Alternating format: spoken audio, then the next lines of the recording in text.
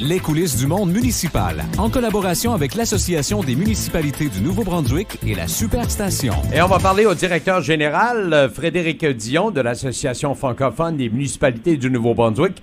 Hier, le gouvernement provincial a déposé, on en avait parlé avant, de ce fameux livre vert. Frédéric, bonjour. Bonjour, Claude. Et vous l'avez lu, ce livre vert, pour nous? Oui, on a pris le temps d'en faire la lecture. On l'attendait depuis quelque temps.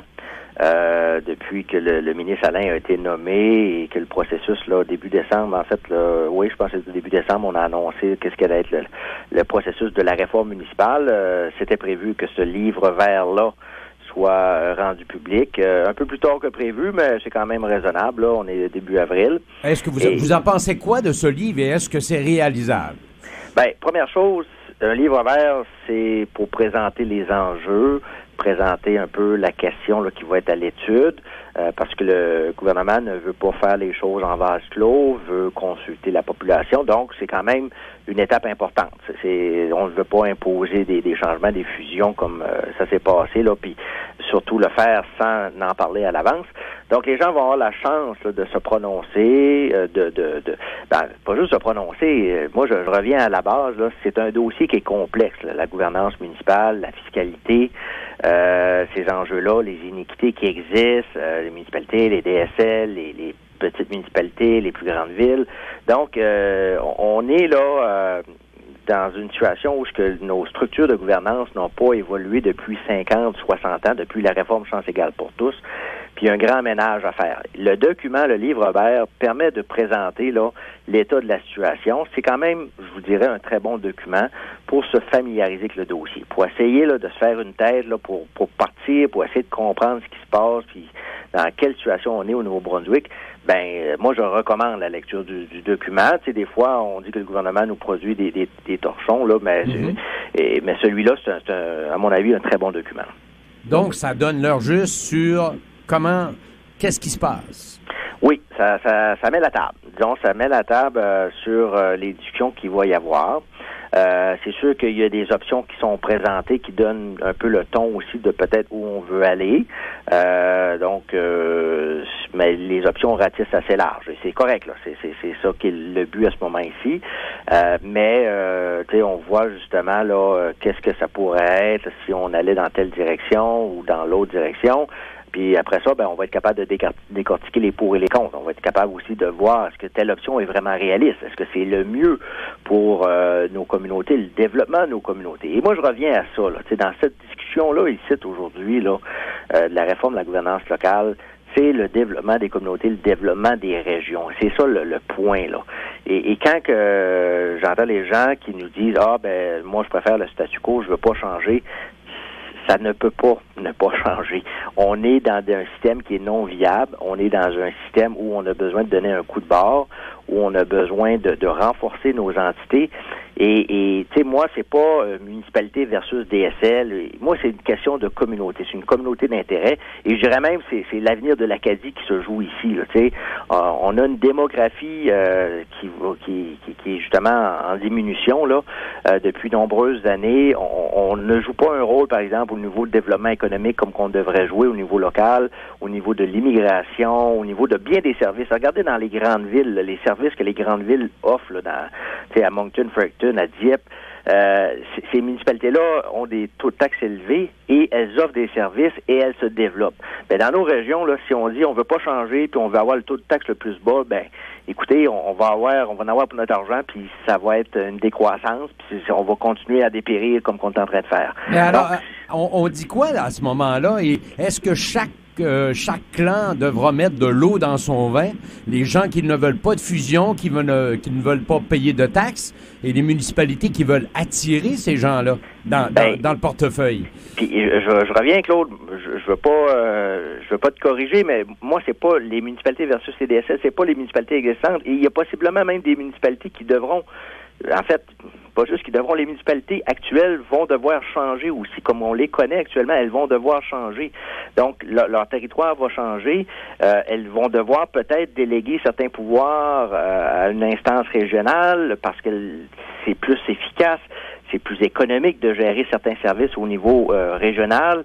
Donc, puis peut-être ça va être sous-régional, dépendamment des formules là, qui seraient mises de l'avant, des structures qu'on va vouloir privilégier. Mm-hmm. Mais il faut cesser de voir cette question-là comme municipalité versus DSL. Tu sais, c'est quoi une communauté d'intérêt, là? C'est quoi ta communauté dans laquelle tu vis? Où tu vas travailler tous les matins? Où que tu vas pour aller chercher tes biens et services? Où est-ce que tu vas pour aller à l'aréna? Mm-hmm. C'est ça, ta communauté. Et des fois, cette communauté-là, c'est pas coupé au couteau, là. Des fois, je vais aller à l'aréna, par exemple, dans la région Chaleur, à Petit-Rocher, mais je vais des fois aller aussi au Casey Irving. Donc, c'est quoi une infrastructure qui est régionale, qui est sous-régionale? Donc, c'est ces enjeux-là qu'il faut discuter. C'est quoi le coût des services? Combien ça coûte offrir des services? Actuellement, là, puis on en parle un peu dans le livre vert, on démontre que dans les DSL, par exemple, que le coût des routes, il y a des entités, il y a des catégories de propriétés qui ne le payent pas. Il y a un déficit annuel qui est absorbé par la province. Est-ce que c'est acceptable, ça? Est-ce que c'est ça qu'on veut? Est-ce que on devrait peut-être s'assurer que tout le monde paie sa juste part, surtout ceux qui ont les moyens? Et on comprend, là, on veut pas étouffer les gens, mais non. S'il y a des gens qui ont des capacités puis qui payent pas le service, pourquoi qu'ils paieraient pas un peu plus aujourd'hui? Et si pour avoir un congé ou un allègement qui est donné, ben faisons-le de façon ciblée. Allons-y avec des formules de péréquation aussi pour les régions qui sont peut-être moins bien nanties. Donc, c'est parce que, tu sais, il y a des enjeux très locaux, mais après ça, il y a des questions d'équité à l'échelle provinciale. Quand les grandes villes disent, nous, on veut tout avoir l'impôt foncier provincial. Actuellement, il y a de l'impôt foncier là, qui reste à la province. Mais les grandes villes disent, nous, on veut l'avoir, puis on veut cette capacité-là, cet argent-là pour se développer. OK, oui, mais là, ça va créer des grandes iniquités. Les grandes régions urbaines vont avoir beaucoup plus de moyens pour se développer. Ben là, il faut parler de péréquation. Chance égale, c'était ça. Puis dans le livre vert, il y a des principes. Puis moi, j'aime bien ce que je trouve à la page 5. Ça, c'est les principes sur lesquels va se baser cette réforme-là. Et on dit qu'on va respecter les principes de chance égale. C'est essentiel, c'est primordial. On dit également qu'on va tenir compte de l'aspect linguistique aussi. Ça, c'est un autre élément. Là, on veut pas peut-être dans certaines régions où on a deux communautés, français et anglais, venir noyer certaines communautés dans un environnement anglophone, et on le sait, là, quand on vient là diluer nos institutions dans des entités anglophones, ben ça va se passer en anglais, là. C'est souvent de même que ça se produit, malheureusement. Donc, toute la question identitaire, linguistique aussi va être importante dans ce débat-là. Est-ce qu'on s'est fixé pas un objectif, mais un délai raisonnable? Parce que ça peut prendre du temps à changer tout ça. C'est là que moi j'espère que les bottines vont suivre les babines, dans le sens que le ministre Alain a l'air très décidé, le gouvernement aussi. Donc, on dit que le livre blanc va être dévoilé à l'automne. Donc, la prochaine étape, là, le livre vert, les consultations, les travaux des comités. Et après ça, le livre blanc, là, ça va être pas mal où est-ce qu'on va aller. Ça va être pas mal les orientations de voici ce qui va se produire, puis comment est-ce qu'on va apporter les changements. Et ça, on dit que c'est à l'automne. Donc, peut-être dès la session d'hiver, de la session de l'Assemblée législative de l'hiver prochain, il y aurait le dépôt de projets de loi pour mettre en œuvre les changements qui vont avoir lieu, là. Donc, consultation, Frédéric, l'été s'en vient, on est en pandémie, est-ce que c'est réaliste? Écoute, on a ce défi-là, je te dirais même à l'association, parce que nous aussi, on essaie de préciser un peu quelles sont les options qu'on veut privilégier, qu'on veut voir être mises de l'avant. Et là, certains de nos membres disent, on peut pas se voir en personne, il faudra avoir ces discussions-là dans des rencontres qu'on est dans le même espace. Mais écoute, la vie doit continuer d'avancer. Là, on doit continuer de cheminer malgré tout. La pandémie est une barrière, c'est clair, là, puis c'est embêtant, mais on doit vivre avec. Mais pas un prétexte, parce qu'on a déjà du retard sur ce qui aurait dû être fait avant.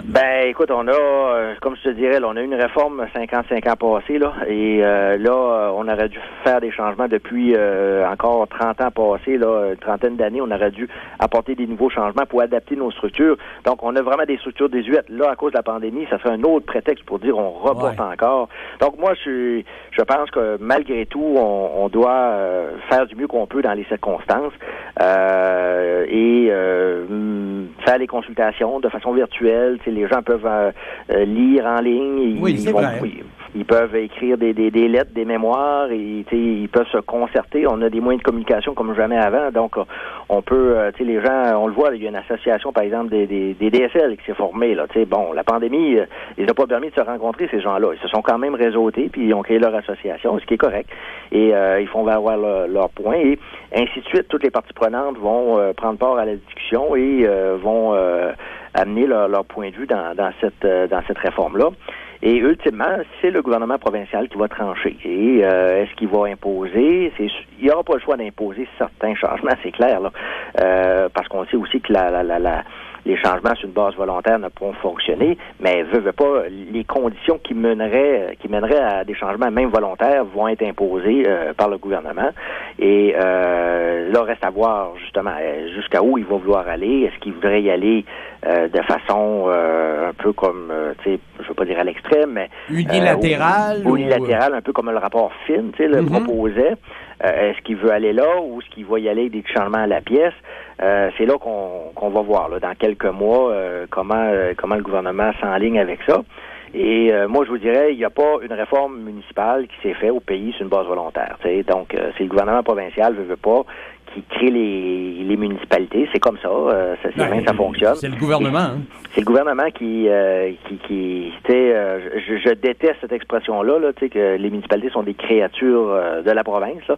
Mais somme toute, c'est quand même le gouvernement provincial qui dicte les conditions, qui établit les structures en question au niveau local ou régional. Et c'est lui qui va justement apporter les changements en question. Et je le répète, dans toutes les provinces canadiennes, dans toutes les juridictions, c'est un gouvernement d'un palier supérieur, je vais le dire de même, là, qui va apporter les changements. On s'en reparlera. Ça veut dire qu'on va se reparler à l'automne au Livre blanc. Oui, ça serait fort possible. D'ici là, c'est aux gens à participer autant que possible aux consultations s'ils ont des points à faire valoir. Écoute, je pense que si les gens s'intéressent au dossier, veulent faire entendre leur voix, c'est clair là, qu'ils doivent saisir l'opportunité de le faire. Donc, le livre vert se retrouve facilement là, sur le site du gouvernement. Il y a également un site spécialement qui se penche directement sur la réforme avec une multitude de documents qui ont été produits au fil des années, des analyses, des rapports. Et donc, il y a la possibilité de se faire une tête, comme on dit, si on veut vraiment s'y intéresser et avoir un point de vue éclairé et je veux dire aussi pertinent, parce que des fois, on se prononce dans ces dossiers-là, mais on ne connaît pas trop les enjeux. Donc, je pense que le point de vue des gens est important, mais pour être pertinent, il faut quand même s'informer à l'avance. Là. Merci beaucoup, Frédéric Dion. Merci, Claude. À la prochaine. La chronique Les coulisses du monde municipal vous a été présentée par l'Association francophone des municipalités du Nouveau-Brunswick et la Superstation.